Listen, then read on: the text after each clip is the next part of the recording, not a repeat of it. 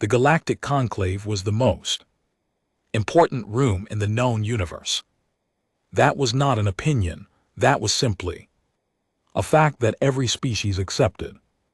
Without question, it sat at the center of Conclave Station, a structure so large that it had its own gravity systems, its own weather patterns in certain sections, and its own internal transit lines that ran for hundreds of kilometers in every direction. The main chamber alone could hold 10,000 delegates from 212 member species. The ceiling was so high that the upper observation galleries looked like tiny dots from the floor. Light came from artificial suns embedded in the walls, shifting color and warmth to suit the biological needs of whatever species happened to be speaking at the time. It was by any measure an impressive place. Delegate Serena Voss had never been impressed by it. She sat at the human delegation table on the main floor, a small rectangular platform among hundreds of others, each one marked with the sigil of its respective species. The human table was near the back. That was not an accident. Earth had been a probationary member of the conclave for 60 years, and probationary members did not get front row seats. They sat in the back, they spoke when spoken to, and they were reminded frequently through policy, through protocol, and sometimes through outright rudeness that they were guests in a galaxy that had been organized long before they arrived. Serena was 44 years old. She had dark eyes that moved slowly and deliberately over a room, the kind of eyes that seemed to be reading something most people couldn't see. She wore the standard blue formal uniform of the Earth Diplomatic Corps, pressed flat, no decorations except for the small golden pin of the UN emblem on her left collar. She had a data pad in front of her, a glass of water she hadn't touched, and a stillness about her that some delegates found calming and others found deeply unsettling. Today, the chamber was at full capacity. That was unusual. Most conclave sessions drew maybe a third of the member delegates. Full sessions happened only when something large was on the agenda. Today, something large was on the agenda. The Vreth Dominion had called the session.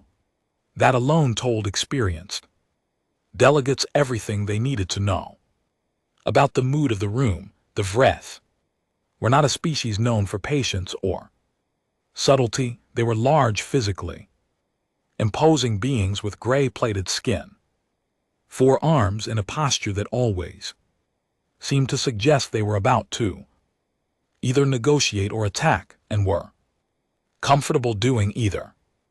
Their dominion controlled 47 star systems. Their military was the 3rd largest in the known galaxy.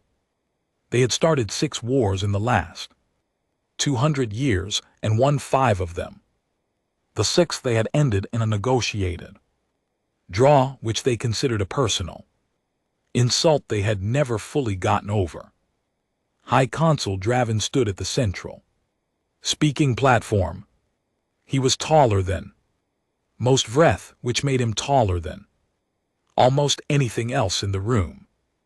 His plated armor was ceremonial but still thick enough to stop most standard weapons. He had small black eyes that moved with sharp, calculated intelligence, and a voice that the translation systems picked up easily because it carried through walls. He was talking about humanity. He had been talking about humanity for the last 20 minutes. The speech had started formally enough. A presentation of grievances, a list of policy violations, a claim that Earth's outer colonies were expanding into territory the Vreth Dominion considered part of its natural sphere of influence. but it had shifted in tone about 10 minutes in. It had become something else, something uglier. High Consul Draven was no longer making a legal argument, he was making a performance. He was mocking them. He called Earth a young species playing at adulthood. He called humanity's FTL fleet a collection of old boats. He referred to Earth's military as a trained guard dog with no teeth. Laughter moved through sections of the chamber, not from all species. Several sat quietly, expressionless, but from enough that the sound was clear and unmistakable. Serena sat still through all of it. She did not look angry. She did not look embarrassed. She looked like someone waiting for a bus. At the human table, her aide, a young man named Tomas, leaned slightly toward her and whispered, "Do you want a request?" The floor. "Not yet," she said quietly. Draven continued. He moved from mockery to motion. He formally proposed before the full conclave that Earth's 3 outer colonies reach station the Meridian Outpost and New Carthage be reclassified as unclaimed territories, stripped from human administration, and absorbed into the Vreth Dominion's governance zone. He proposed that Earth be reclassified from probationary member status to client species status, which in conclave terms meant something very close to a ward, a species that was managed rather than represented. He used calm, procedural language to say it, which somehow made it worse than the mockery had been. Earth has demonstrated, Draven said, his voice smooth and even, that it lacks the capacity, the resources, and, frankly, the maturity to manage independent colonial holdings at this stage of its development. The Vreth Dominion is prepared to offer a managed transition. It is a generous offer. I would encourage the human delegation to receive it in the spirit in which it is intended. More quiet laughter. A few species shifted in their seats, not laughing but not objecting either. Tomas typed something on his pad, pulling up the procedural response options. His hands were moving fast. We can request an emergency recess. We can file a counter motion. We can request arbitration under Article. Tomas, Serena said. He stopped typing. Yes. Give me the floor.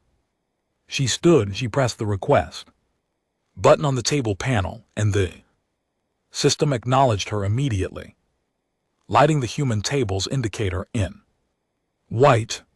The conclave chair, a four-armed Delian, named presiding voice Amara, recognized her with a nod.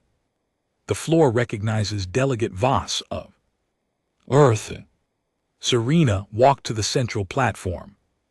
She did not rush. Draven stepped aside with a small, almost theatrical bow, gesturing the platform over to her as though offering something small and inconsequential.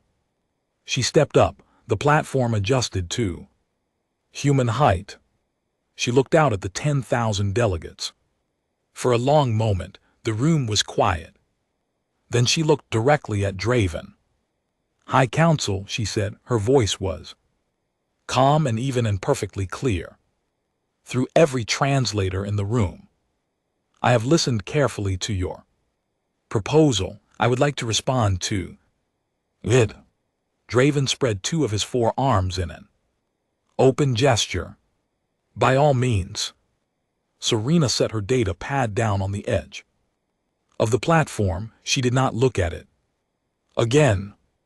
"For 60 years, she said, humanity has been a member of this conclave. In that time, we have followed every rule. We have paid every fee. We have showed up to every session, filed every report, and accepted every limitation placed on Us as a probationary species without complaint, she paused. We have also been watching. A few delegates shifted. Draven's expression did not change. We have watched how this body works. She continued, we have watched which species get heard and which ones don't. We have watched how power moves in this room. We have watched conflicts start and end. We have studied every war filed in this conclave's records, every military engagement, every tactical decision made by every major power in this galaxy over the last 2 centuries. She stopped again. The room was very quiet now. We are quick learners. Draven made a small sound that translated roughly as polite impatience. This is a charming speech, delegate. But I am not finished, Serena said, not loudly, not rudely, simply as a statement of fact. Draven stopped. Serena turned slightly, addressing the broader chamber now. The High Council has proposed that humanity be reclassified as a client species, that our colonies be taken, that we be placed under the management of a government we did not choose. I want to be very clear about our position on this proposal. She paused one more time when she spoke. Again, her voice was exactly the same. Quiet, even unhurried. You do not want us to stop holding ourselves back. 12 words. They landed in the chamber and stayed there. Then the laughter started. It began at the Vreth table and spread outward like a wave. It was not cruel laughter exactly. It was the laughter of people who found something genuinely absurd, the idea of humanity, small, young, technologically middling humanity, issuing what sounded like a warning to the galactic conclave, was, by most standards in that room, objectively funny. A threat, Draven said, and now he was smiling, which on a Vreth looked like a lot of teeth. The human delegate is threatening the conclave. I am informing the conclave, Serena said. More laughter. Delegates from the Surak hegemony were speaking to each other, not bothering to lower their voices. The myriad clans representative was shaking what served as his head. Even some of the quieter species in the upper galleries seemed to be exchanging glances of amused disbelief. Serena stood at the platform and said nothing more. She waited for the laughter to die down, the way a person waits for rain to pass, patient, unbothered. When the noise settled, she stepped down from the platform, picked up her data pad, and walked back to the human table. She sat down, she picked up her glass of water and finally took a sip. Tomas stared at her. That's it. That's our response. That's our response, she said. They're going to pass the motion. Yes, she said, they are. He stared at her for another moment, then turned back to his pad, looking deeply uncertain. The chamber had returned to its procedural business. Draven's motion was formally entered for a vote. The debate portion was brief. Very few species wanted to spend political capital defending humanity, and several who might have been inclined to object seemed to decide quietly that it wasn't worth the friction with the Vreth Dominion. The vote was called. 140 species voted in favor of the motion. 12 voted against. The rest abstained.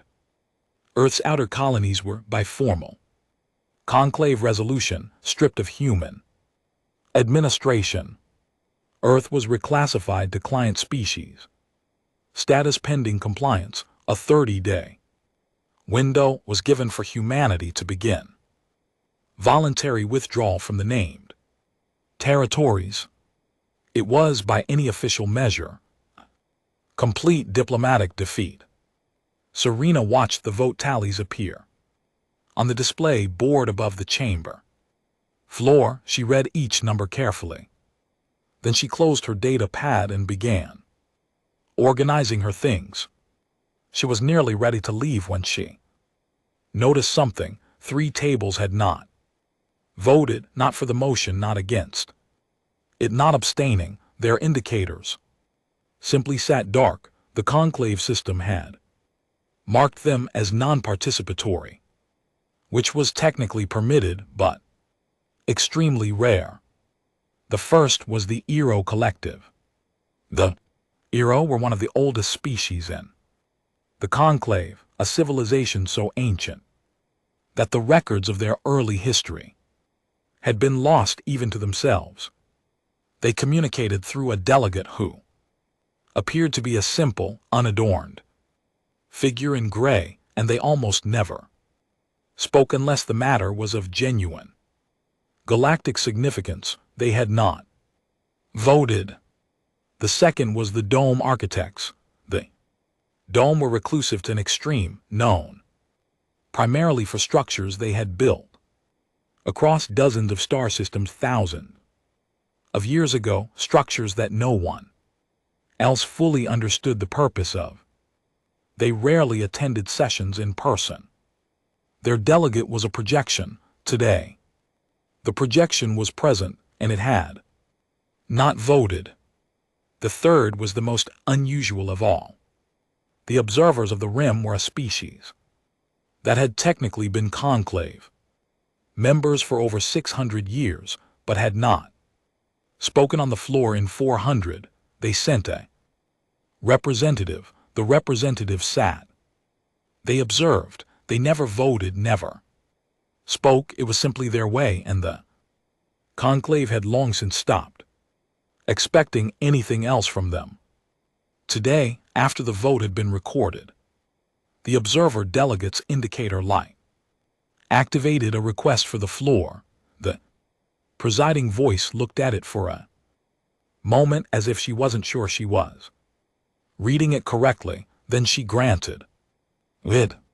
The observer delegate rose. It was a slender being wrapped entirely in dark fabric from head to foot, the way the observers always appeared in public. Its voice was dry and quiet and very old-sounding.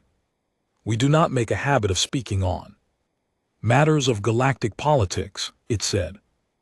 "We find that events generally follow their own course regardless of what is said in rooms like this one." A pause.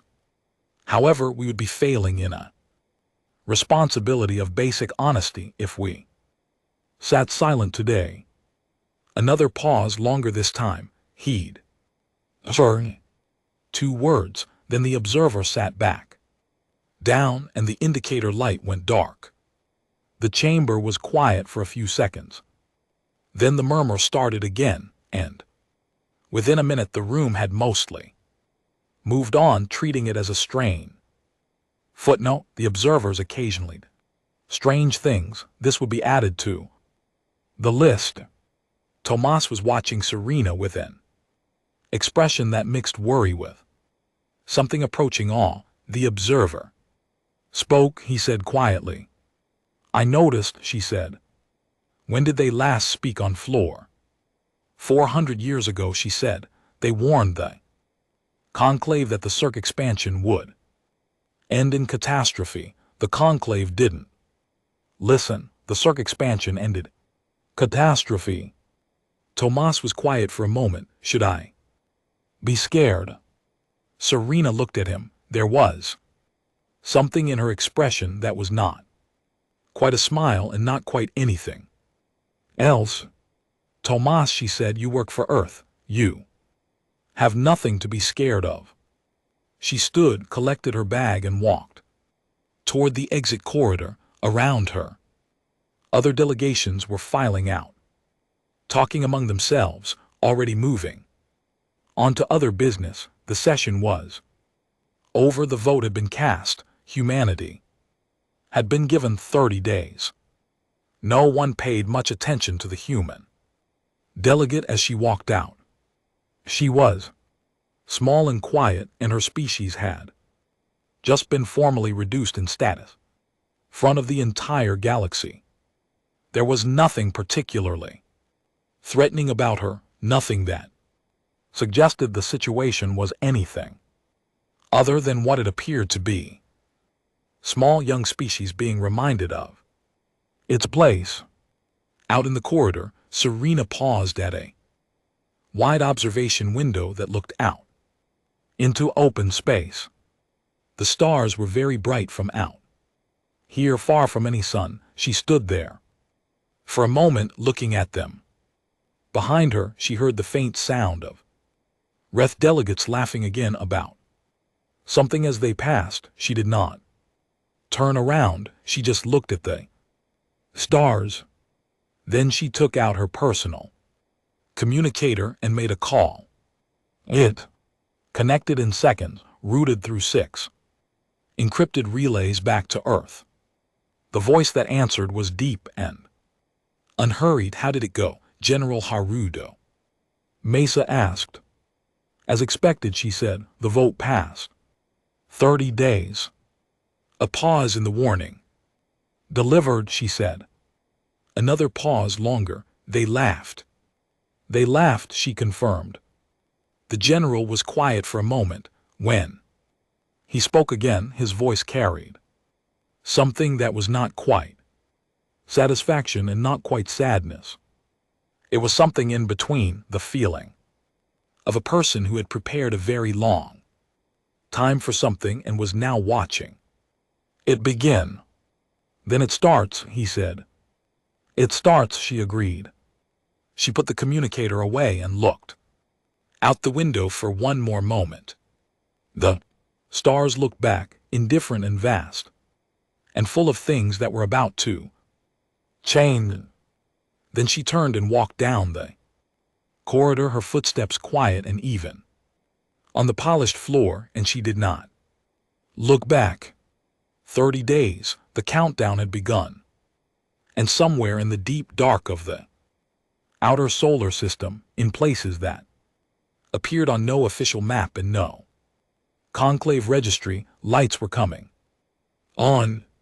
Systems were waking up. Things that had been still for a very long time were beginning slowly and deliberately to move. The galaxy had been warned. It had chosen not to listen. That choice, like most choices made without enough information, was going to have consequences. The Keth Republic was not a large empire. It controlled 11 star systems, maintained a modest fleet, and had a long tradition of staying out of other species conflicts. What they Keth were known for, what they were genuinely good at, was information. Their media networks ran across 40 member species of the conclave. Their journalists were everywhere. Their investigative reporters had broken some of the most significant stories in galactic politics over the last 3 centuries. When the Keth press picked up a story, people paid attention. Journalist Vey Oren had been covering the conclave beat for 9 years. She was good at her job because she asked simple questions and refused to accept complicated non-answers. She had a stubborn streak that her editors loved when it produced results and hated when it got her into diplomatic trouble. She had 3 official warnings from the conclave press office in her file and considered them a mark of profession pride. When the conclave vote stripped Earth of its outer colonies, Vey filed a standard wrap-up piece on the session and moved on to her next story. That was on a Tuesday. By Thursday, she had a source.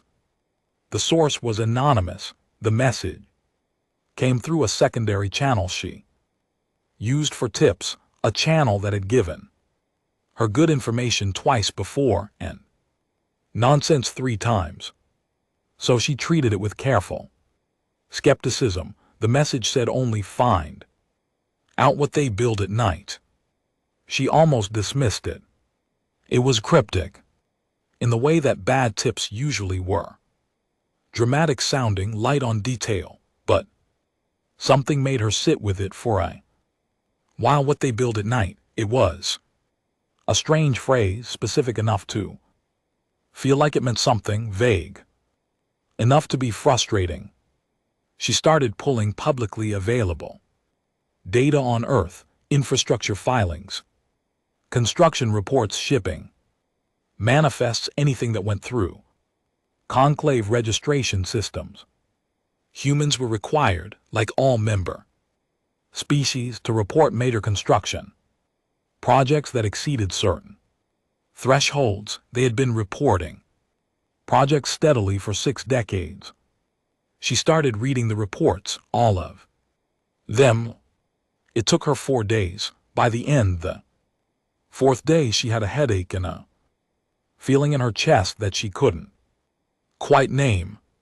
The reports were clean, perfect, almost every project listed was described in clear civilian terms: mining, infrastructure, energy relay stations, deep space research platforms, agricultural support satellites, communications hubs. It was a 60-year record of a species doing exactly what growing species did, building out their presence in the solar system and beyond. The numbers added up. The filings were consistent, nothing flagged. Except the scale was strange. She started cross-referencing the reported output figures. If the mining stations reported were actually producing what the filings said they were producing, the raw material numbers were significantly larger than what Earth's reported civilian construction could account for, not by a little, by lot. She ran the numbers 3 times, thinking she was making an error. Somewhere she wasn't. Material was going somewhere that wasn't being reported, or it was going somewhere that was being reported under a label that didn't reflect what it actually was. She made a call to an old source at a shipping data firm. He pulled manifests on Earth-flagged cargo vessels over the last 30 years and sent her the summary file. She looked at the routes. Some of them went to places that were listed in navigation registries as empty space, deep space coordinates with no registered installations. She checked those coordinates against conclave survey maps. The survey maps said nothing was there. She requested current position data from an independent sensor network she had access to through a press arrangement. It took 3 days to get results. When the results came in, 4 of those empty coordinates showed thermal readings consistent with large active installations. Nothing was registered at those locations, but something was definitely there. She published a first piece, carefully worded, presenting the data gaps without drawing conclusions she couldn't support. It was a quiet piece, buried in the conclave affairs section of her outlet's feed. Most species passed over it. One species didn't. She received a call from a contact in the Vreth Intelligence Network 2 days after publication. He didn't give his name. He spoke fast. "You are looking at the surface," he said. "You should be looking at what your sensors can't see." "What do I use to look?" she asked. "Ask what happened to our operative," he said. Then the call cut off.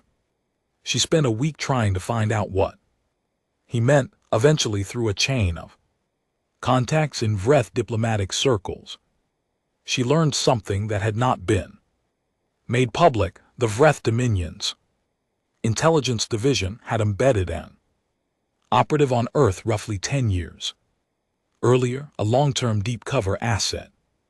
The operative had filed routine reports For years, 3 weeks ago, the reports stopped. All contact was lost. Recovery team was dispatched and found no trace of the operative or her cover identity.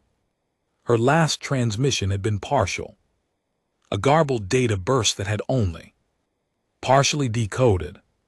The fragment that was recovered contained sensor log data and 4 words. They billed at night. They sat with that for a long time. Then she published her second piece. This one was not buried. It ran across the front of every major feed in the Keth network and got picked up by 23 other outlets within 6 hours. The headline was simple: where is Earth's material going? The response was significant. Dozens of species requested clarification from Earth's conclave delegation. The Earth delegation, through a spokesperson, issued a polite and thoroughly unrevealing statement saying that all construction activities had been reported in accordance with conclave regulations and that they were happy to answer specific questions through official channels. No one asked specific questions through official channels because no one was entirely sure yet what specific questions to ask. Meanwhile, in Geneva, deep below the main UN governmental complex, in a building that appeared on official maps as an administrative records facility, the UN War Council was having a meeting. The room was underground, 40 m of reinforced material between the ceiling and the open air above. It seated 12 people around a hexagonal table. On the walls were displays showing system maps, fleet positions, construction status, and 100 other data streams. It was not a comfortable room. It was not designed to be comfortable. It was designed to make decisions. General Haruto May sat at the head of the table. He was 61 years old with close-cropped gray hair and a face that showed the results of a life spent outdoors in difficult places. He had the kind of physical presence that had nothing to do with being loud. He was consistently quiet, and everything to do with the way he occupied space. When he was still, people noticed. When he moved, people paid attention. He had a coffee mug in front of him that he hadn't touched. Around the table sat the 11 other members of the War Council, military directors, intelligence chiefs, 3 of the highest-level engineers from the Strategic Construction Division. They had all received the same briefing summary this morning. They all had the same look on their faces, which was the look of people who had been working towards something for a long time and were now watching the moment they'd prepared for arrive. The Keth journalist's second piece went wide this morning, said Director Chen, who ran the Strategic Intelligence branch. She was a small, precise woman who spoke in complete sentences and never used 2 words when one would do.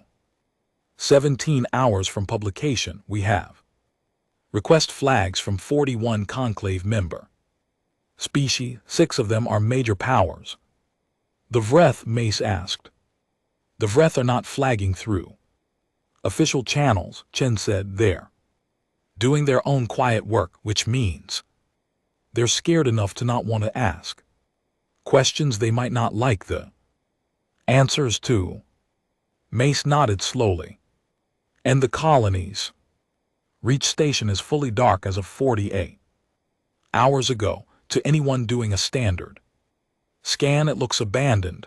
The Meridian outpost has been reclassified under the construction registry cover. New Carthage is running the civilian standard protocol. She paused. Everything is positioned. Mace was quiet for a moment. He picked up his coffee mug, looked into it and set it down without drinking. "Let's do the briefing," he said. What followed over the next 4 hours was the most complete picture of Earth's real military capability that had ever been assembled in one room, not because it hadn't existed before. It had, in pieces spread across 100 different security levels and administrative compartments. But today, by authorization of the War Council, it was being combined, assembled, shown as a whole. It had started 80 years ago, not as a plan exactly, more as an instinct, when humanity made first contact with the arid collective and understood for the first time that they were not alone in the universe. The initial response had been the one that made the history books: wonder, excitement, a great expansion of perspective. Those feelings were real. They lasted about 3 years. Then the people who spent their time thinking about worst-case scenarios got quiet and serious and started working. The argument was simple. Humanity had spent its entire history in conflict with itself, thousands of years of wars, large and small. Every civilization, every empire, every union had been built in the shadow of the possibility that something else might try to destroy it. That instinct did not go away just because the something else was now alien. Instead of human, if anything, it got sharper. At least when humans had fought each other, they had known the enemy, known the rules, known the weapons. Out here, they knew nothing. So they prepared, quietly, carefully, under a strategy that was never given an official name but was referred to informally by the people who built it as the duck doctrine. Calm on the surface, busy underneath. The first thing they built was redundancy in their construction capacity. Asteroid mining operations that reported standard yields to the conclave but operated secondary shifts. The secondary shifts' output went into a separate supply chain that the conclave registration system never saw.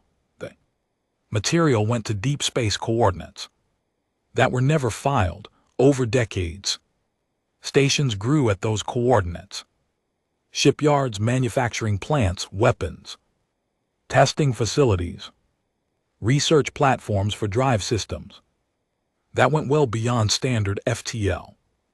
The ships were next. Earth's registered fleet, the one the conclave knew about, was modest: 47 warships, mostly older models, capable enough for basic defense, nothing that would alarm anyone. It was exactly the kind of fleet a small, developing species should have.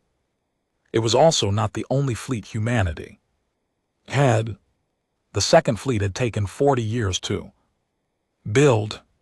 It was distributed across 17 hidden deep space installations, never grouped in one place, never moving visible patterns. 1,200 warships of designs that had never appeared in any conclave database, built from composite materials that absorbed most standard scan frequencies, equipped with drive systems that could achieve FTL speeds 40% faster than anything currently registered with the conclave, and short-range sprint systems that had no equivalent in any known military. The weapons were different too, not more powerful necessarily, more precise. Humanity had spent a lot of time, more time than most species spend, on such things, figuring out how to hit exactly what they were aiming at and nothing else, partly because their tactical doctrine valued precision, partly because they had learned from their own history that weapons that were too powerful in the wrong hands tended to come back around. The safest weapon was one that hit only what it was pointed at.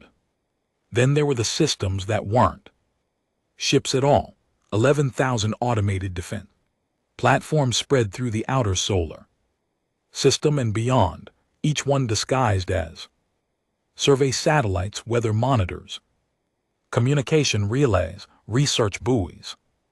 They were networked to an AI warfare management system that could coordinate simultaneous fire from any combination of them in response to a threat profile. The system could do this without human input in under 3 seconds. With human input, it was faster. And there was more. The research division had been busy. Drive systems that could open a transit point anywhere in a star system without a fixed jump gate, a technology no other species in the conclave had. Long-range sensor suites that could detect ship movement at distances that the Vreth would consider physically impossible. Communication encryption that was, as far as anyone could determine, genuinely unbreakable with current galactic technology. And sitting in secure vaults in 3 separate locations were weapons that had been developed and tested and then locked away. Locked away not because they didn't work, because they worked too well. Because the people who built them had decided, after a lot of long and difficult conversations, that some capabilities were better kept as last resorts. Things you never wanted to actually use, but needed to have because the universe was a strange and unpredictable place. The engineers finished the briefing. The room was quiet for a while. One of the council members, Admiral Yuki Tanaka, was the first to speak. She was a small woman with very short hair and reading glasses. She pushed up her nose when she was thinking. When the Vreth Armada enters the Reach system, she said, what are they going to find? Nothing, Mace said at first.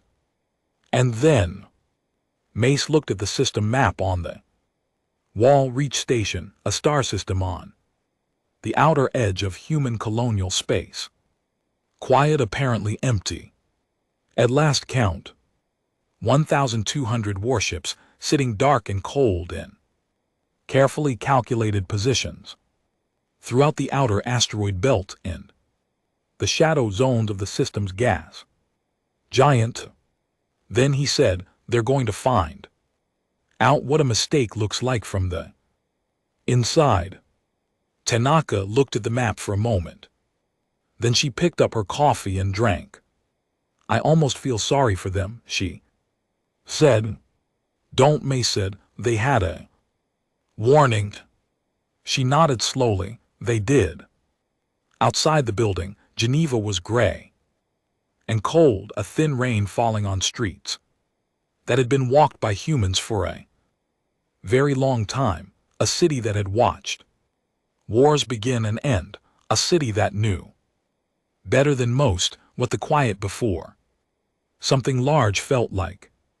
The quiet was there now, easy to miss if you weren't looking for it, but Mace felt it every time he stepped outside. That particular stillness that came when something that had been building for a long time was almost ready. Almost. 22 days remained on the conclave's 30-day countdown. Nobody from Earth had responded to it. Nobody was going to. The Vreth First Armada was a sight that had ended wars before they started. 4,000 warships, that was not a fleet. That was a statement. The Vreth had assembled it at their primary staging point in the Doran system over the course of 11 days, and by the time it was fully gathered, the heat signatures of its engines were visible to passive sensors 2 star systems away. It was not assembled quietly because the Vreth did not believe in being quiet. Quiet was for species that were afraid. The VREF were not afraid. High Admiral Cross commanded the 1st Armada. He was a career military officer who had served in 2 of the VREF Dominion's wars and had earned his rank by being the kind of commander who got results. He was methodical, aggressive in the right moments, and he had a gift for reading an engagement before it started. He had been told this would not be an engagement, this would be a demonstration. A fleet of this size arriving in human colonial space would trigger immediate compliance. The humans would see the numbers, calculate the impossibility of resistance, and stand down. The colonies would be surrendered. Earth would be reminded of its place. His own intelligence briefers had said, expect no combat. He expected no combat. The jump into the Reach system was clean.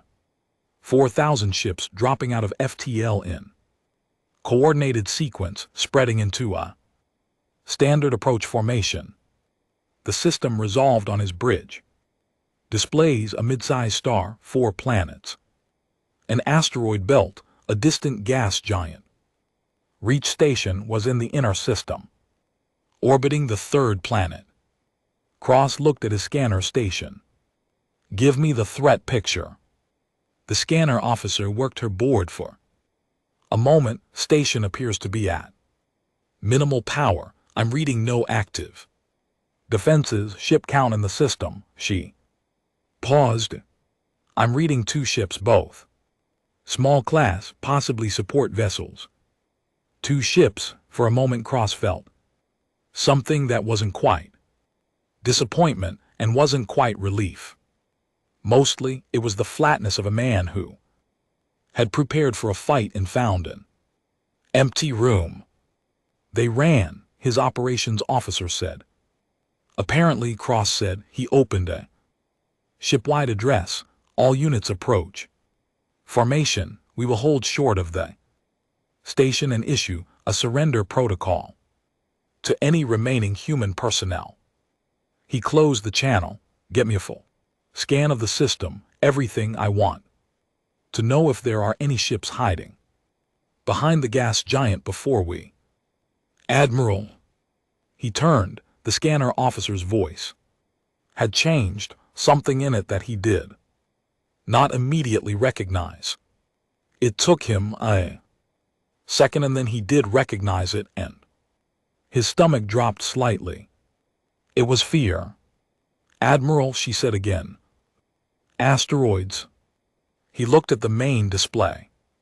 The asteroid belt stretched across the middle region of the system in a broad band, thousands of rocks in various sizes, perfectly ordinary.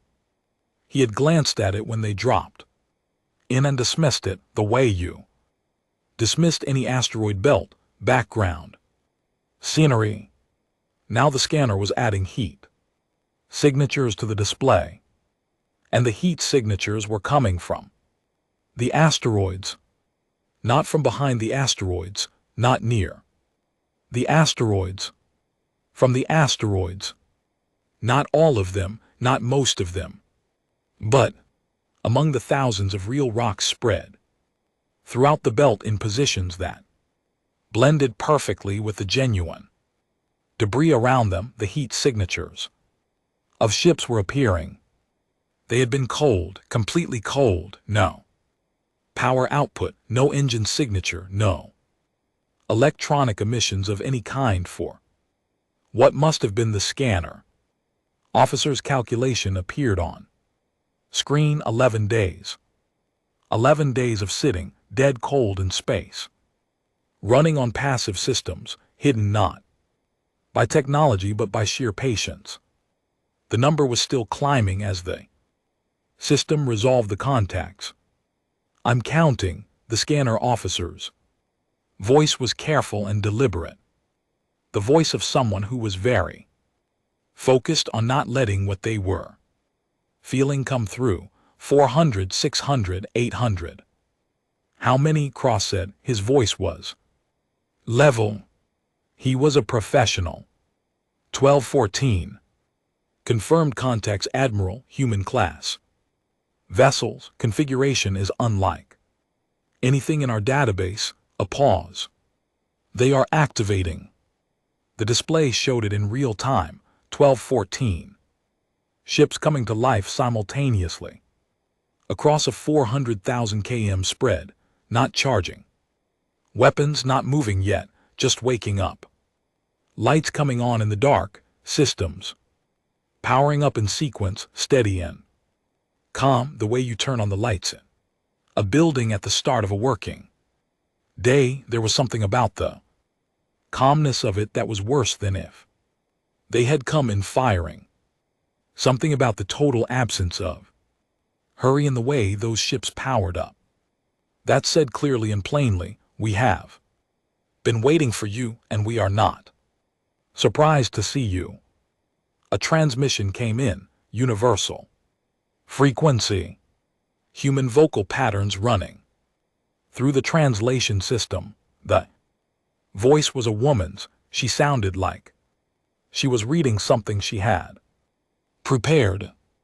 Wrath First Armada, this is Captain Lena Holt of the EFS Resolute commanding the Reach Defense Group. You have entered a human-designated defense zone.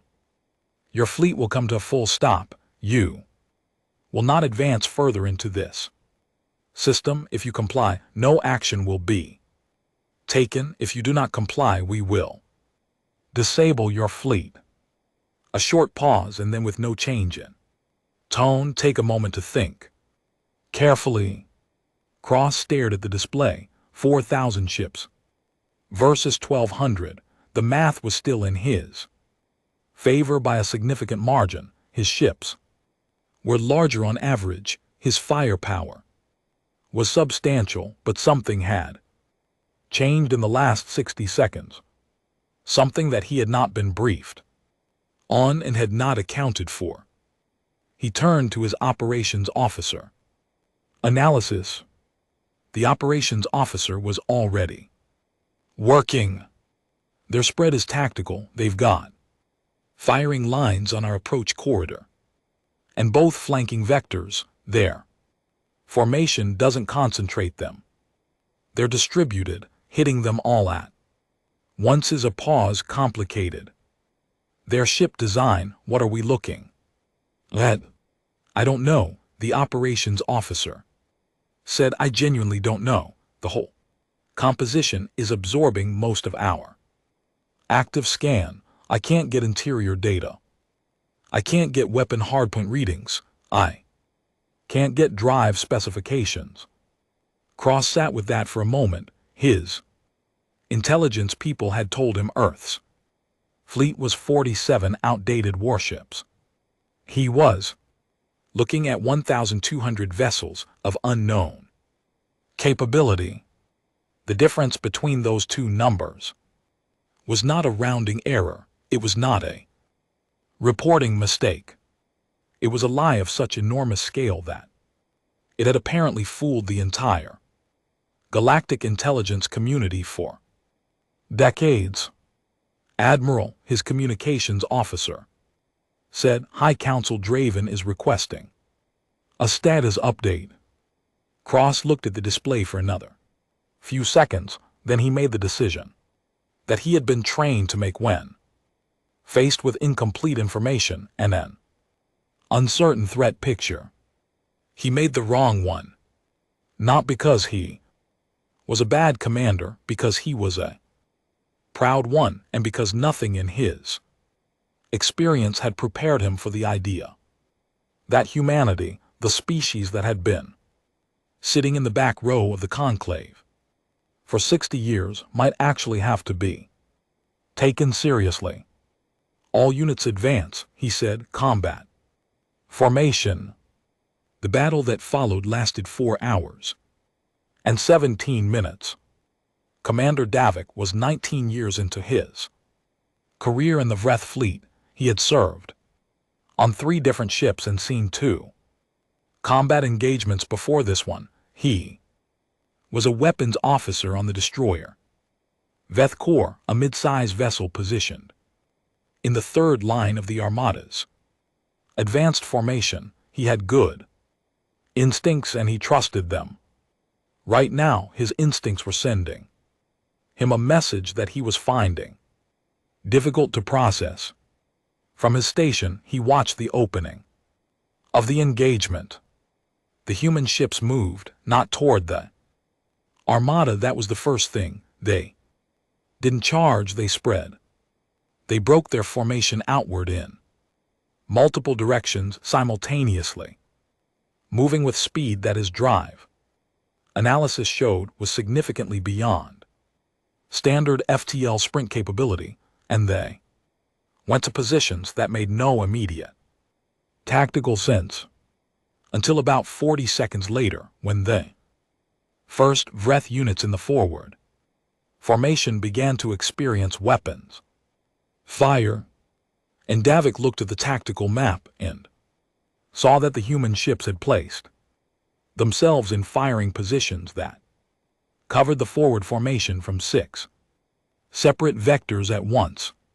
There was no blind spot anywhere in the forward formation, no matter which direction a Vreth ship tried to turn. Human fire could reach it from an angle that made its shields less effective. The weapons themselves were strange. They were not the energy weapons that most major powers used. They were more targeted, more precise. The first volley from human ships struck the forward formation's lead vessels, and the results were not explosions. The Vreth ships went dark, systems failed, engines cut out, the hulls were intact. The ships were simply stopped, like something had reached inside each one and switched off the relevant systems with a careful hand. Davik heard his bridge crew reporting the contacts going dark. He ran his own analysis. The targeting pattern was extraordinary. Whatever weapons the humans were using, they were hitting specific system nodes on each ship, specific points that took the vessel offline without destroying it. The precision required to do that at combat range with ships moving at their current velocities was not something Davik had believed was possible. The second wave came for the middle formation. The Veth Corps shuddered, a direct impact. Davik's board lit up with system failures. Engines were down, weapons were offline, life support was fine, the hull was intact. He was not dead, he was simply stopped, sitting dead in space, while around him, ship by ship, the armada went quiet. He sat at his station for a long moment, looking at a display that was running on emergency power, showing him a battle that was not going the way any Vreth officer in the history of the Dominion had ever imagined a battle going. 1,200 human ships, 4,000 Vreth ships. The numbers had not mattered. From the observation drone's perspective, the battle looked different.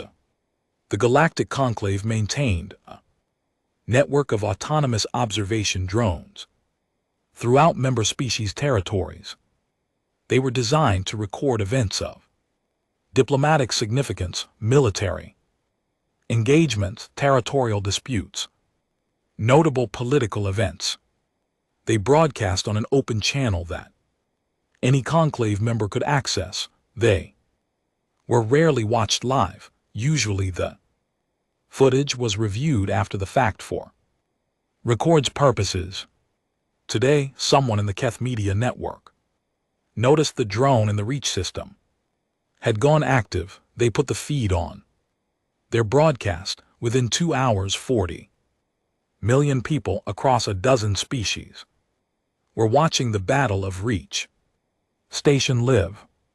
What they watched was difficult to describe because it didn't look like what war was supposed to look like.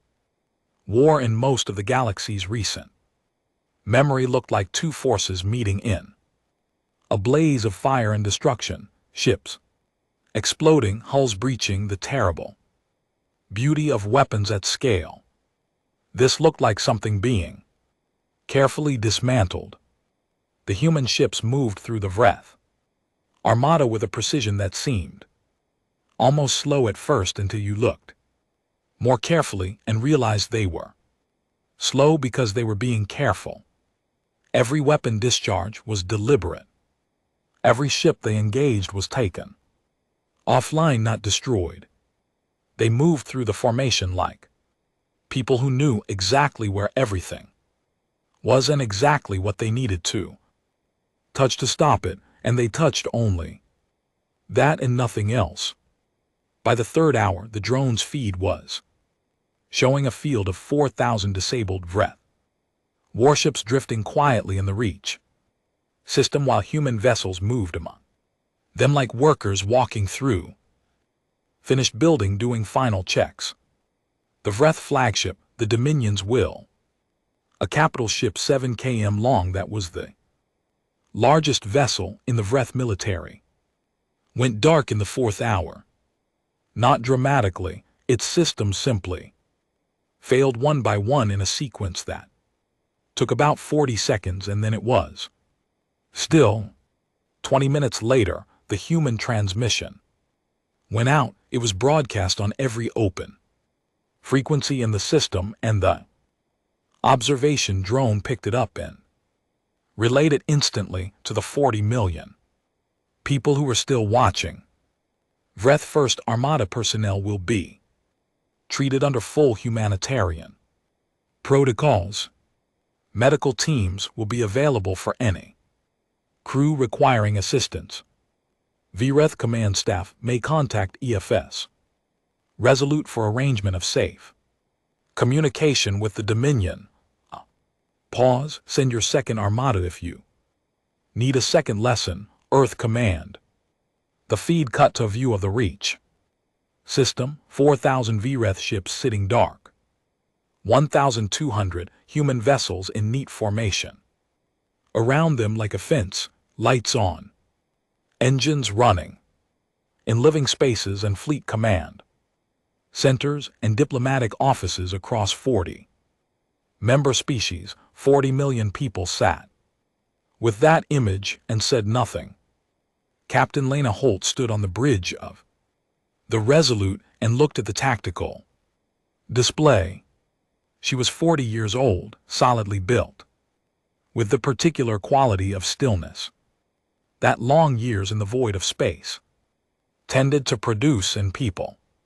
She had been running on 6 hours of sleep in the last 2 days, and she had 3 empty coffee cups on the console next to her station.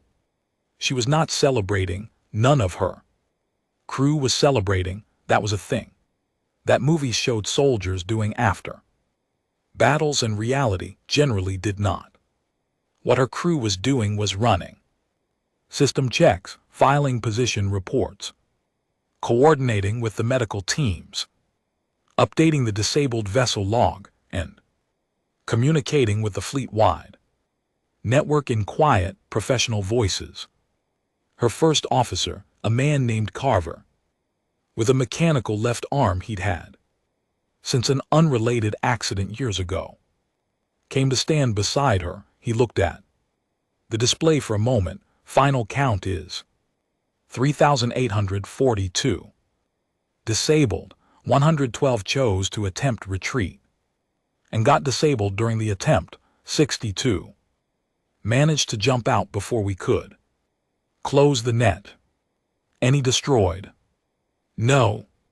She nodded slowly. That had been the standing order from Geneva. No destroyed vessels. 0. Every Vreth ship that could be disabled was to be disabled. No exceptions. It was not a soft order. It was a tactical order. The purpose of this engagement was not to kill Vreth sailors. The purpose was to demonstrate something that a pile of wreckage could not demonstrate half as well as 4,000 intact, silent, helpless warships floating in a star system they had Arrived in expecting to be in charge of. Casualties on our side, she asked. 14 minor injuries across the group. Carver said, 11 from system strain. 3 from debris contact during the first phase, no serious injuries, no deaths. Lana looked at the display for another moment, then she turned and walked to the observation window at the back of the bridge.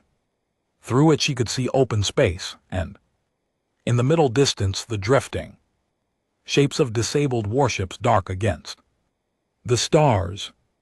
She thought about the war rooms on those ships, the officers sitting in powered down bridges in the dark. She thought about what that felt like, and she was honest with herself about it. She felt some sympathy. They had been sent into something they hadn't been told the truth about. That wasn't entirely their fault.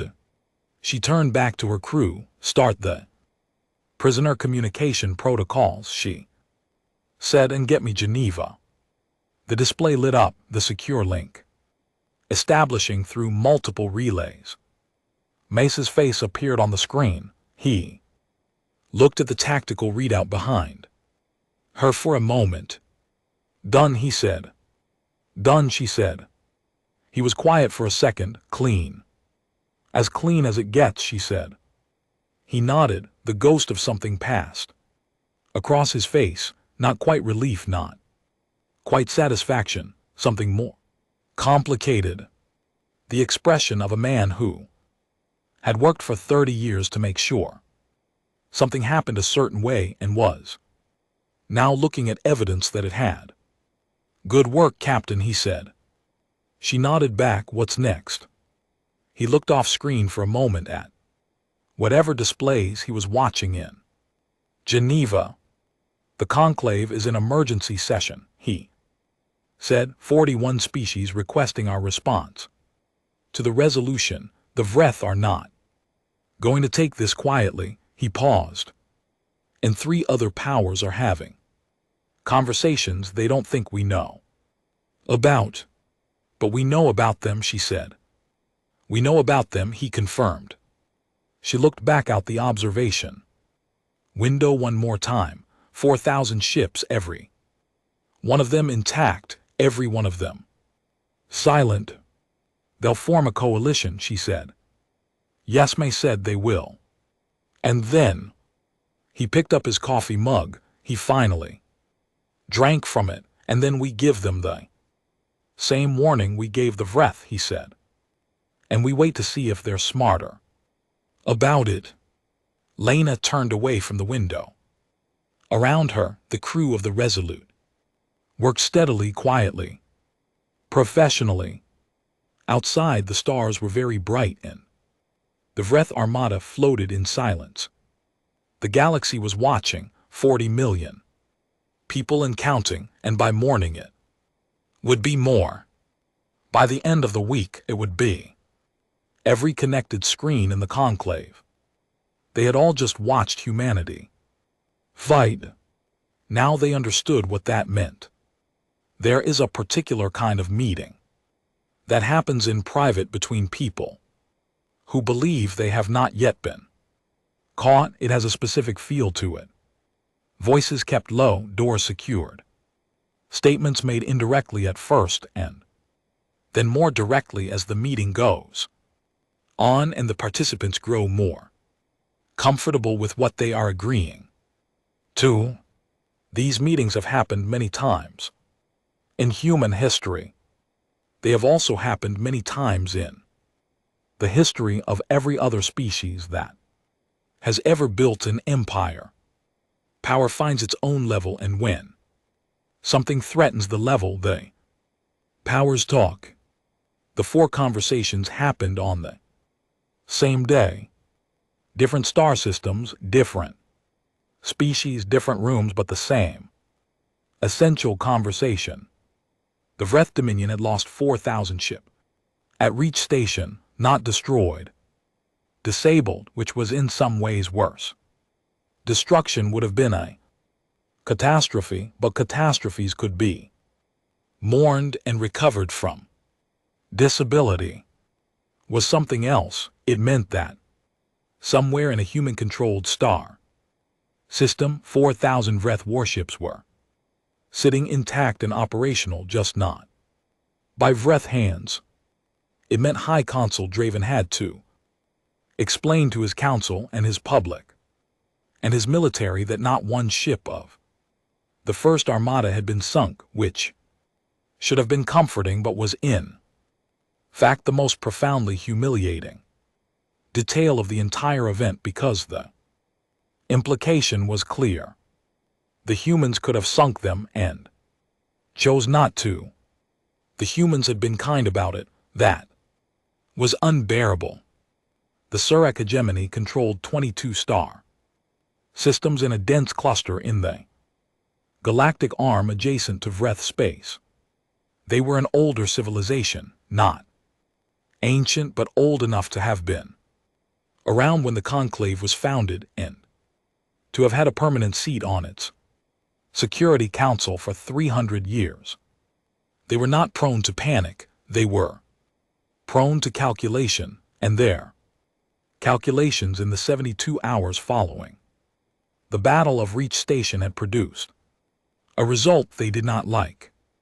The myriad clans of those were a loose confederation of 9 different subspecies that had, through a long and complicated history, ended up sharing a home system and eventually 3 others.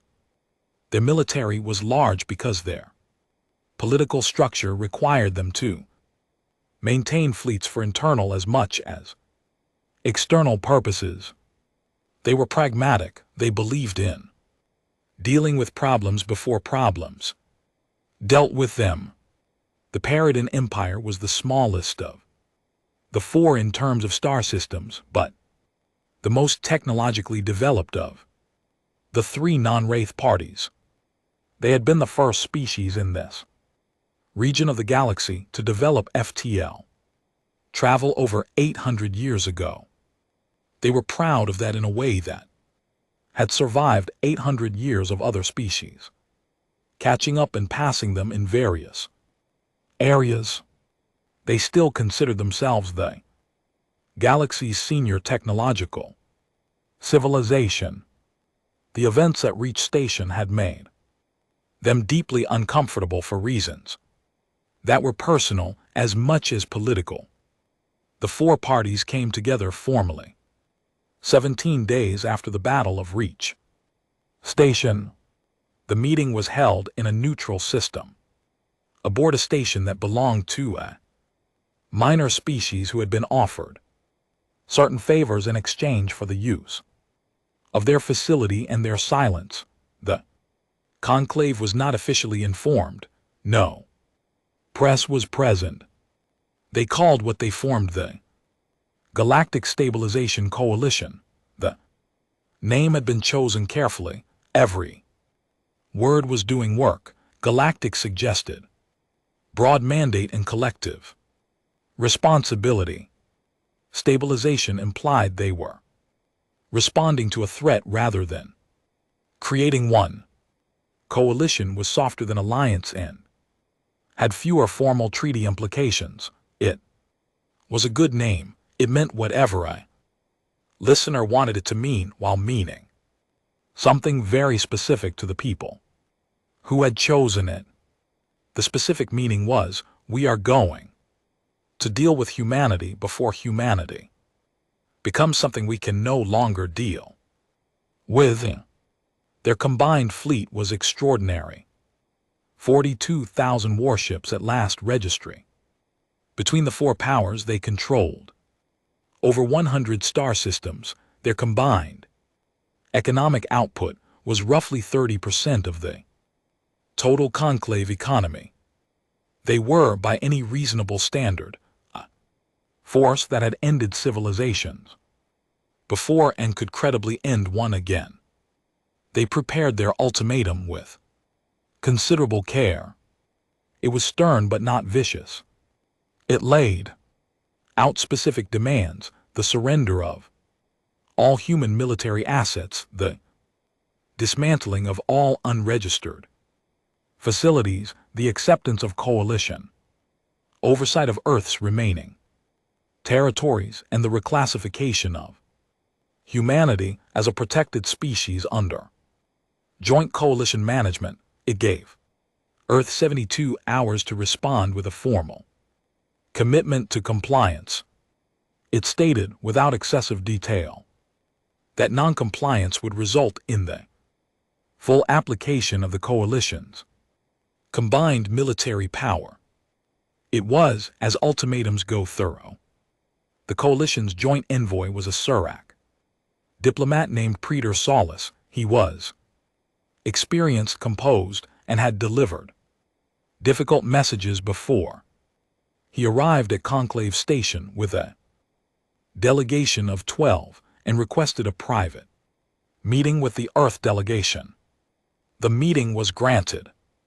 The room they were given was a standard diplomatic meeting space, a long table, chairs adjusted for various species, water and nutrient dispensers along one wall, no windows, neutral, functional, slightly impersonal. It was the kind of room where you sign things and made agreements, not the kind of room where anything surprising happened. Pretor Solis arrived with his delegation and found 2 humans already waiting. Delegate Serena Voss sat on one side of the table. She looked exactly as she had looked at the conclave session 3 weeks earlier, still attentive, dressed in her blue diplomatic uniform with the small golden pin. She had a glass of water she would probably not drink. Beside her sat General Haruto Mace. He was in his service uniform, gray and undecorated except for his rank insignia. He was looking at the table in front of him with the expression of a man who was thinking about something else entirely. Solis settled into his chair and his delegation arranged themselves around him. He studied the 2 humans for a moment. He had read their files. He knew their records. He had prepared for this meeting extensively. He had expected to feel the comfortable imbalance of power, the sense you got when you walked into a room with the winning hand. He had experienced that feeling many times in his career. He did not feel it now. He could not immediately explain why. The room was the same room it always was. The humans across from him were the same 2 people they had been in their files. Nothing about the situation had materially changed from how he had briefed himself, but there was something in the way they sat, not aggressive, not fearful, not trying to project anything in particular, that made him feel, without being able to articulate it precisely, that he had arrived prepared for the wrong conversation. He presented the ultimatum. He took his time. He was thorough. He covered all the points, delivered with appropriate gravity, maintaining the tone of a reasonable person offering a reasonable solution to a difficult situation. He finished and placed the formal document on the table.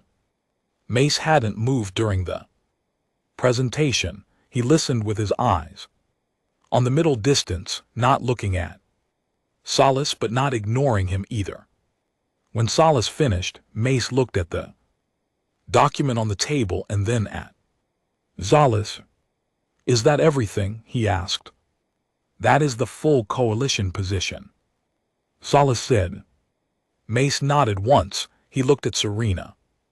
Serena reached into her bag and produced a single data chip. She set it on the table between them. "This is Earth's full military manifest," she said. "I'm going to ask you to read it, all of it. Take as much time as you need." Solis looked at the chip. He looked at her. In his long career, he had seen various versions of this move. The dramatic reveal, the document produced at a Critical moment for psychological effect. He had learned to be skeptical of theater. He picked up the chip and inserted it into the table reader. He started reading. The document was long. It had sections. The first section covered Earth's registered military assets, the 47 ships the conclave knew about. He moved past that quickly. The second section was titled Class 2 Assets, and it was where his reading speed began to slow. By the third section, he had stopped moving entirely. He was still. His delegation members, who were reading the same display on their secondary screens, had gone similarly quiet. The document covered everything: the hidden fleet, the weapons platforms, the AI defense networks, the advanced drive systems, the sensor array, the classified research projects. Each item was listed with specifications, coordinates, current operational status, and production capacity. It was not a summary document. It was a complete and verified ledger, the kind produced not for show but for the use of the people who actually manage the systems described in it. Salas read for 22 minutes. His delegation read for 22 minutes. No one at the coalition side of the table spoke. When he finished, he sat back from the display. He was quiet for a long moment, looking at the table. Then he looked up at Serena. "This is verified," he said. His voice was very level, a diplomat's voice. "Every entry," she said. "You're welcome to confirm any specific asset you'd like to verify." He was quiet again. "These last 3 sections," he said. "The research vaults." "Yes," she said. "You haven't deployed those." "No," she said. "Why not?" She held his gaze steadily. "Because we don't want to," she said. "Simply, we have never wanted to. We built all of this hoping we would never need it. We would very much prefer to continue hoping that." Salas was quiet for a while. In the silence, Mace reached forward and picked up the coalition's ultimatum document. He looked at it for a moment, reading it again. Then he set it back down on the table. "General Salas," he said. Mace looked up. "What is your response to the coalition's terms?" Mace reached into his own briefing folder and produced a single sheet, printed on real paper, which was an unusual choice. He placed it on the table. "Those are our terms," he said. "The coalition disbands within 72 hours. All ships return to home territory. No further political action against Earth or its colonies is taken. We will consider this matter settled." He paused. "That is our only offer." Salas looked at the paper. Then he looked at the data chip still sitting in the table reader. Then he looked at the 2 humans across from him.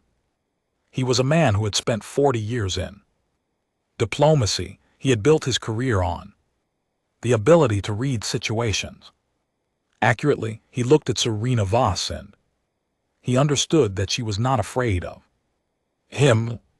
Not personally, not politically, not militarily. She was completely at peace with the situation, the way a person is at peace when they know exactly where they stand and they are satisfied with where that is. And he understood that her peace was not built on arrogance or miscalculation. It was built on 80 years of very quiet, very patient preparation. He picked up the paper. He folded it carefully and put it in his pocket. Then he collected the data chip and placed it back in front of Serena. "I will relay your response to the coalition," he said. 72 hours, she said. "After that, the conversation is different." He rose. His delegation rose around him. He paused at the door. He was a professional, and he would not let what he was feeling show on his face, but he was also an honest man in his own way. And what he was feeling was something he thought needed to be said. "Delegate Voss," he said. She looked at him. "At the conclave session," he said, "when you said we wouldn't want you to stop holding back," he paused, "I was among those who thought it was theater." "I know," she said.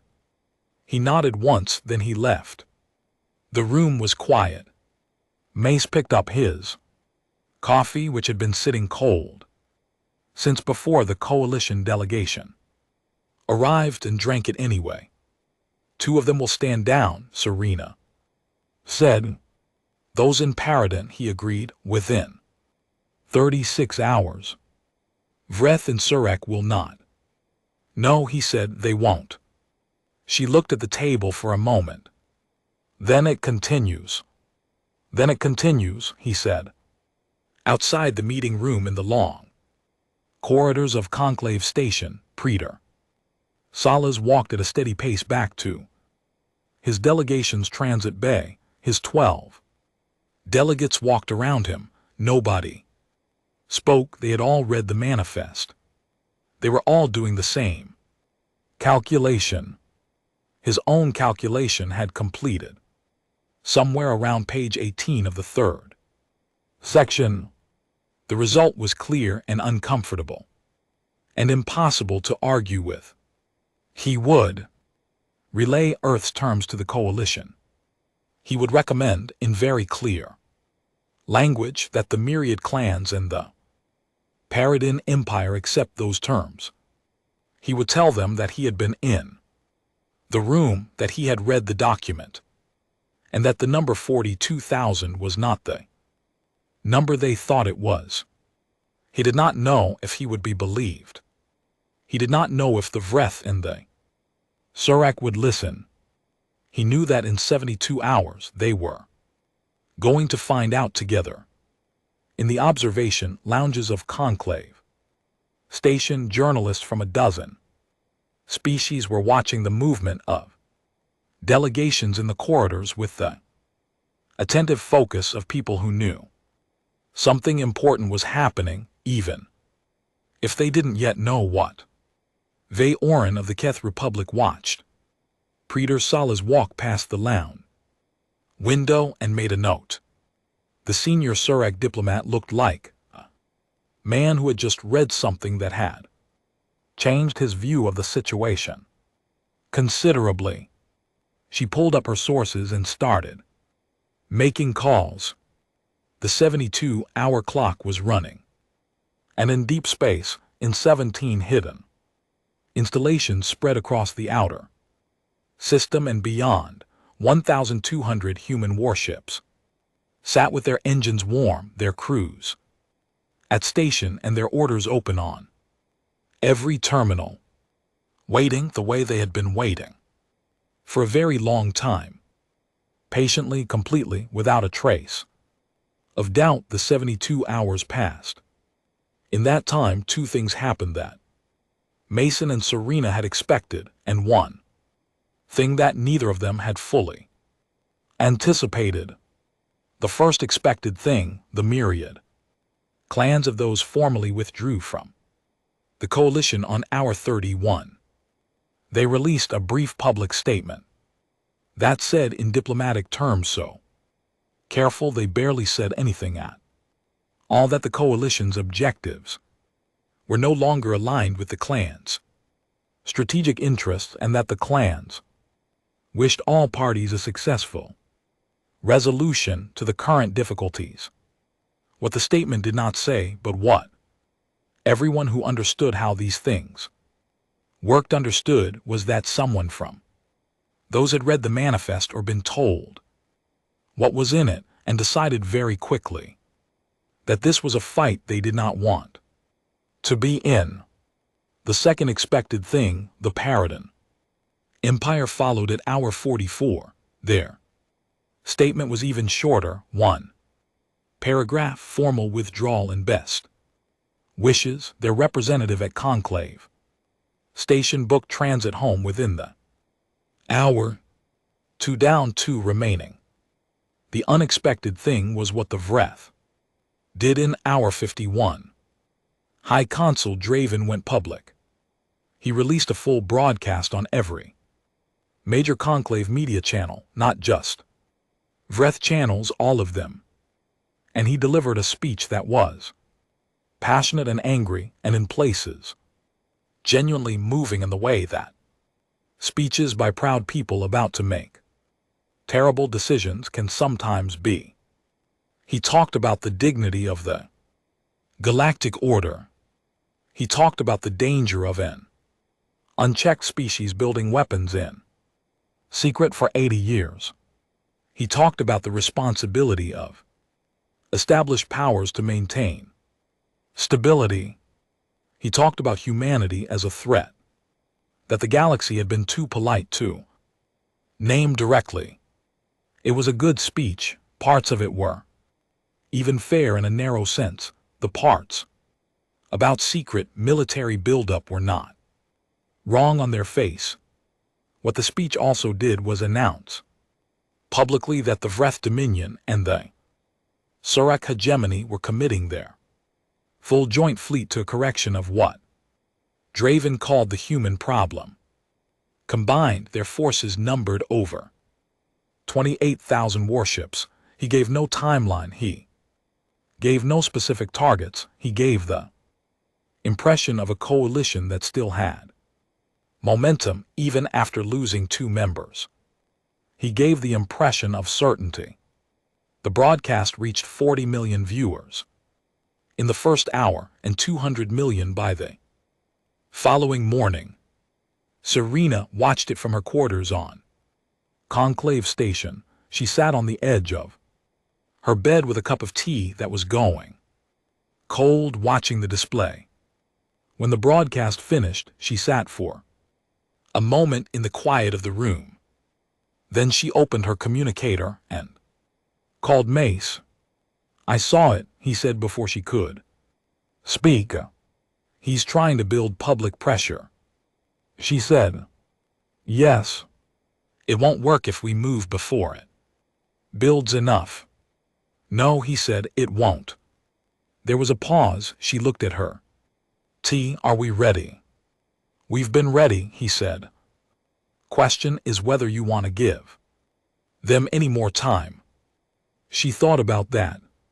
She was an honest person and she thought about it seriously, the way she tried to think about every decision that had weight to it. She thought about the Vreth sailors at Reach Station who had been treated well, fed, communicated with, and eventually returned to Dominion space without harm. She thought about the Surak fleet that had done nothing yet except exist. She thought about all the other species in the conclave who were watching and what they would see and what she wanted them to see. She thought about what Draven's speech was doing hour by hour across 200 million screens, building fear, building pressure, building a story in which humanity was the danger, the secret threat, the thing that needed to be managed. Every hour the story had to keep building was an hour it got more traction. "No more time," she said. "Agreed," May said. "The operation starts in 4 hours." She nodded and closed the call. She sat with her cold tea for another moment. Then she put it down, straightened her uniform, and went to work.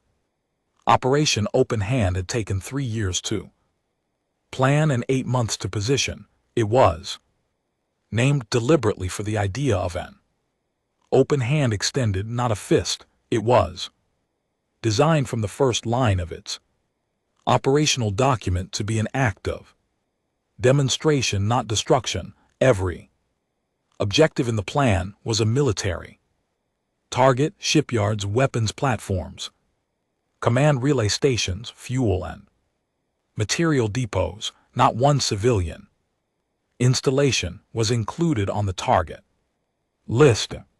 The order was clear and specific and had been reviewed by a civilian ethics board. Before approval, nothing that serves civilian population, nothing that causes secondary civilian impact, nothing that cannot be rebuilt. Take the weapons away, leave the people. It ran across 14 star systems. Simultaneously, the human fleet divided into groups.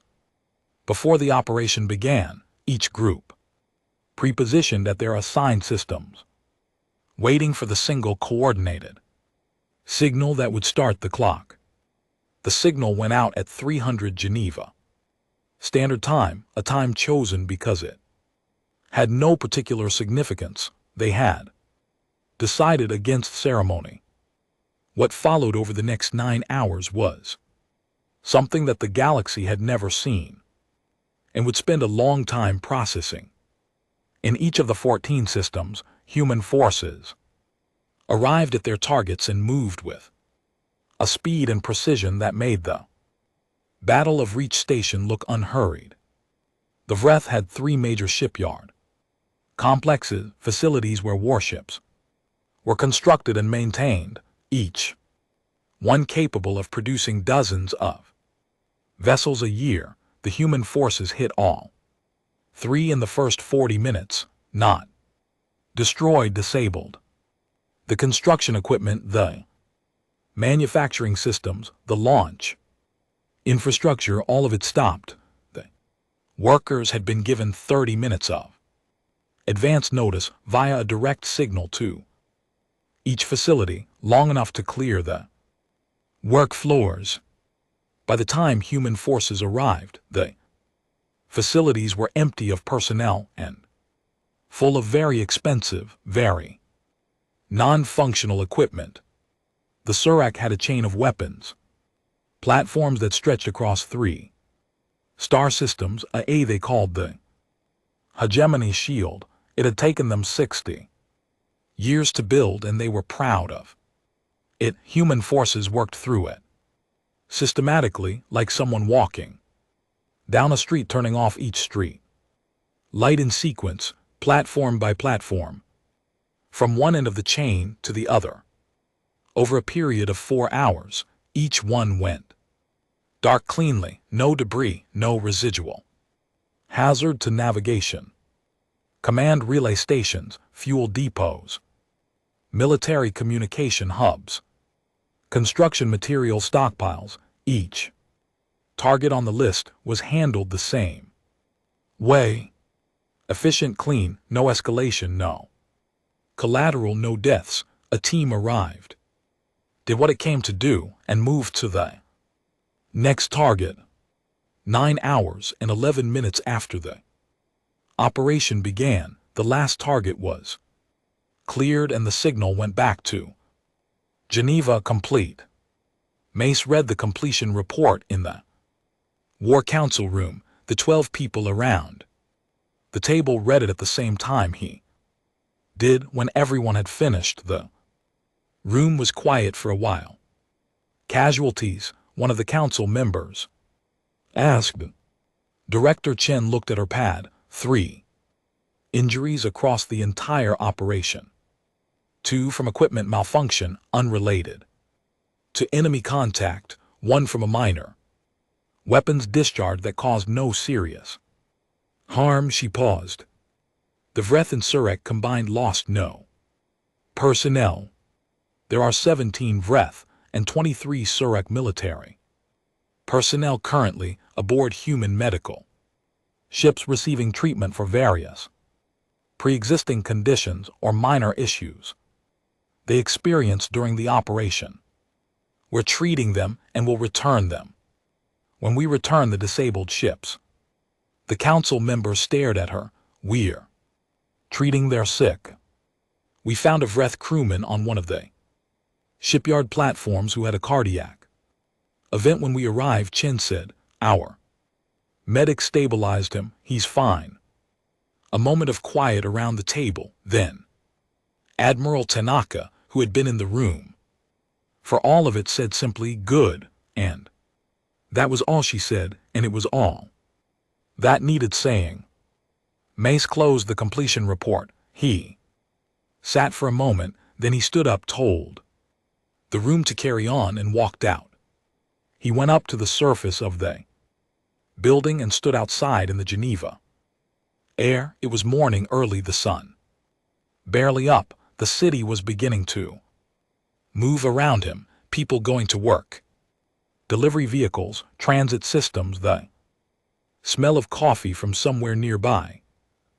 Perfectly ordinary Geneva morning.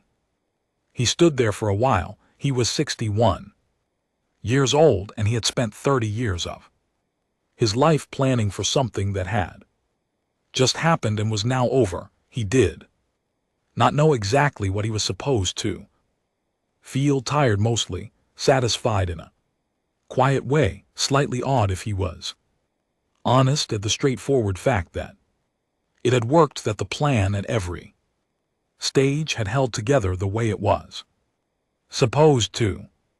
He thought about all the people who had built this, engineers who had spent careers on facilities that didn't officially exist, sailors who had served on ships that couldn't come home to port, living rotation after rotation, deep space so that the secret held, scientists who had done their best work in classified labs with no profession credit for any of it, people who had believed without proof that the preparation mattered, that the galaxy was worth preparing for.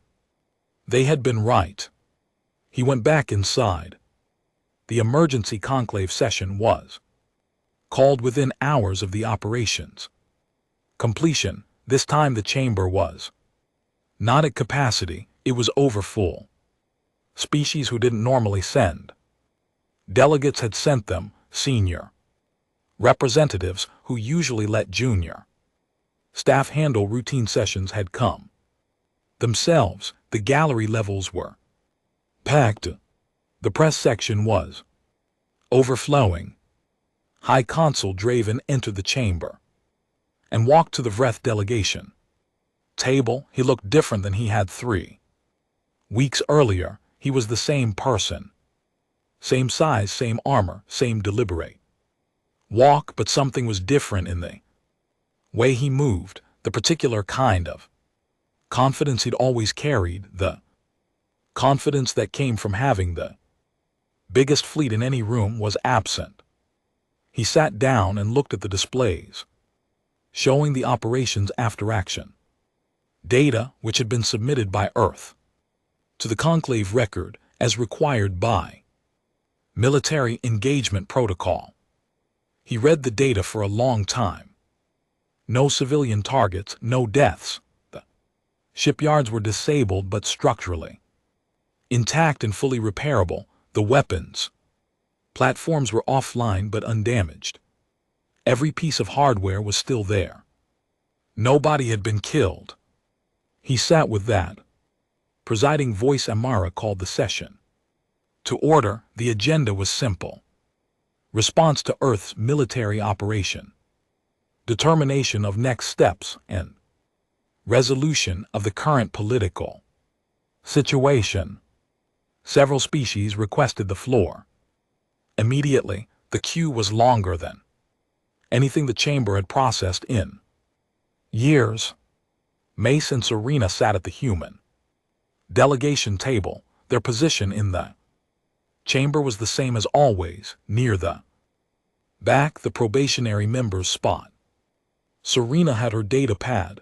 Mace had somehow gotten coffee. The speeches went for 2 hours. They ranged from angry to frightened to carefully neutral to, in a few cases, barely concealed admiration. The Caith representative gave a long and detailed account of the operational data and noted formally that in a 9-hour engagement across 14 star systems, not one non-military target had been touched. She did not say this as a compliment exactly. She said it as a matter of record. The record made an impression on the room. The CIRAC representative spoke. He was composed and careful. He said that the hegemony had suffered significant damage to its defense infrastructure and was formally filing a grievance. But he also said, which was notable, that the hegemony had reviewed the terms of the Virath Dominion's original motion 3 weeks earlier and had several procedural concerns about whether that motion had followed proper conclave protocols. This was a very polished way of starting to distance themselves from the situation they were in. When it was Draven's turn, the chamber went very quiet. He stood at the central platform for a moment without speaking. He was looking at the operational data display, which was still showing on the main board, 14 systems, 9 hours, 0 deaths. The Virath Dominion, he said at last, has suffered military losses. He stopped. He seemed to be choosing his next words very carefully. I came to this chamber 3 weeks ago to secure a resolution that would place humanity in a position appropriate to its, he paused. Again a longer pause, appropriate to its perceived capability, another pause. The perception was incorrect. He said it flatly, no decoration. The Virath High Council, before the full galactic conclave on a session being watched by hundreds of millions, saying, plainly, we were wrong about what they were. He looked at the human delegation table. He looked at Serena and Mace for a moment with an expression that was difficult to name, not hatred, not admiration, something more honest than either of those, which was assessment, recalibration, the expression of a mind working through new information and arriving at new conclusions. I withdraw the motion of 32 days ago, he said, and I formally request that the conclave rescind all resolutions passed as a result of that motion. He sat down. The chamber was quiet for a long, full moment. Then several delegate indicators lit up at once. Formal motions rescinding the original resolution, restoring Earth's colony status, and from the Eero collective, who had not spoken since the original session either, a motion to reclassify Earth as a Tier 1 sovereign power and offer humanity a permanent seat on the Conclave Security Council. The vote on rescinding the original resolution was unanimous. The vote on Tier 1 status passed with 193 in favor, 12 abstentions, and no votes against. Serena watched the numbers appear on the display board. She did not react. Visibly, Tomas beside her made a sound that was quietly and professionally suppressed. A third motion was filed from 4 separate species simultaneously, requesting mutual defense treaty discussions with Earth. A fourth came in as the third was being processed.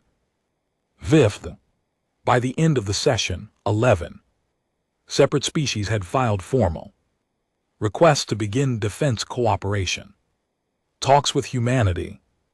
Mace looked at Serena. Did you expect 11? I expected 8, she said. He said, and drank his coffee. The session ended in late afternoon. The chamber cleared slowly, everyone talking, the air in the room carrying the charged quality of people who had just watched history happen and were still processing it. Serena stayed behind after most of the delegations had left. She stood at the wide observation window near the back of the main floor, looking out at the stars. She stood there quietly for a while. She heard footsteps and turned. The observer delegate was there, standing a few meters away, wrapped in dark fabric. As always. You spoke again, Serena said. We did, the observer said in that dry, old voice. We are making a habit of it. Apparently, a pause. We wanted to see how this ended. Is this how you expected it to end? She asked. The observer was quiet for a moment. We expected you to win, it said. We were less certain you would win the way you did. What do you mean? You could have destroyed things, the observer said. You had the capability. You chose not to. A pause. Many species, given what you had, would have chosen differently. Serena looked back out the window. We know what destruction leads to, she said. We've had a lot of practice learning. Yes, the observer said. You have. Another pause, and this time the pause had something in it, something that sounded from this ancient being that hadn't spoken for 400 years before last month, almost like respect. That is why we spoke the first time, not because you were strong, because of how you were strong. Serena didn't say anything. Outside, the stars were the same stars they had always been, unchanged by all of it. Indifferent. The observer moved away quietly, and she was alone at the window. She stayed there a while longer. A young diplomat from the Cath Republic came to find her eventually. Fresh-faced, clearly junior, the kind of person who rehearsed their questions before they asked them. She could tell he had been building up to this conversation for a few minutes. Delegate Voss, he said, can I ask you something? She turned from the window. You can ask. He hesitated. When you delivered that warning at the first session, before any of this happened, he paused. Were you ever actually afraid? Serena looked at him. He was young and sincere and had probably been assigned to cover the conclave 2 weeks ago and had no idea what he'd walked into.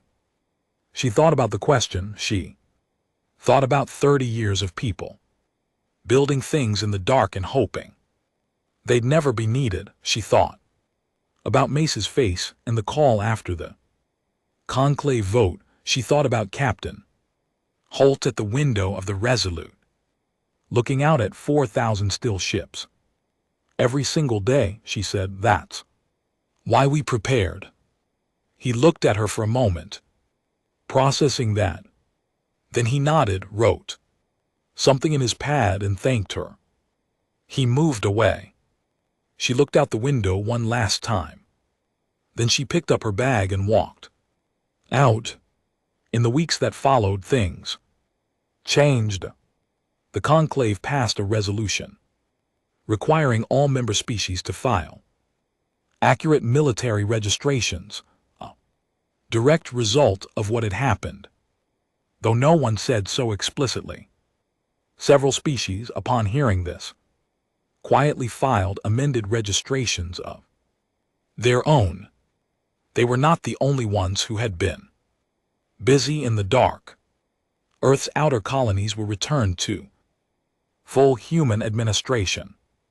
Reach Station, which had spent 11 days as the hiding place of 1,200 warships, went back to being a functioning colonial outpost. The residents there, who had been evacuated and then been told what their station had been used for, mostly reacted with a mixture of pride and the particular humor of people who find out they've been living next to something extraordinary without knowing it. A bar near the docking level put a new sign up. It said, "We were here first." Mace retired 7 weeks after operation. Open hand, his farewell address was brief. He delivered it to the War Council room, not publicly. He said what he wanted to say to the people who had actually done the work, not to a Broadcast. Every soldier we trained hoped they'd never be needed, he said. The greatest victory isn't the war you win, it's the one everyone else decides not to start. He looked around the room. Thank you. All of you. He went home. He had a house in Kyushu. He hadn't spent enough time in. He had a garden that needed attention. He had a grandson who was 2 years old and had no idea what his grandfather had spent his life doing. Mace decided that was fine. The work had been done so that the boy would grow up in a galaxy that knew what humanity was. That was enough. The classified programs began slowly and carefully to wind down, not all of them.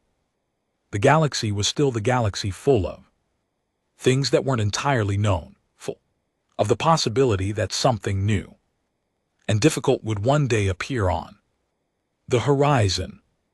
You didn't dismantle your capability because one situation had resolved well. That was how you ended up unprepared. But some of them scaled back, rotated to reserve. Some of the installations that had run continuously for 40 years went on standby mode for the first time. Some of the sailors who had spent years on hidden ships got to come home. Somewhere in the deep dark of the outer solar system, in installations that still appeared on no official map. Lights that had burned for decades, dimmed slightly, not off, just dimmer. Just enough. A galaxy that had laughed 3 weeks ago now knew better. A species that had sat in the back row for 60 years now had a seat at the table where decisions were made. And in a quiet office on Conclave Station with a view of stars that stretched in every direction for distances that were almost impossible to truly comprehend, Delegate Sorna Voss sat down at her desk, opened her data pad, and got back to work. There was, as always, a great deal to do.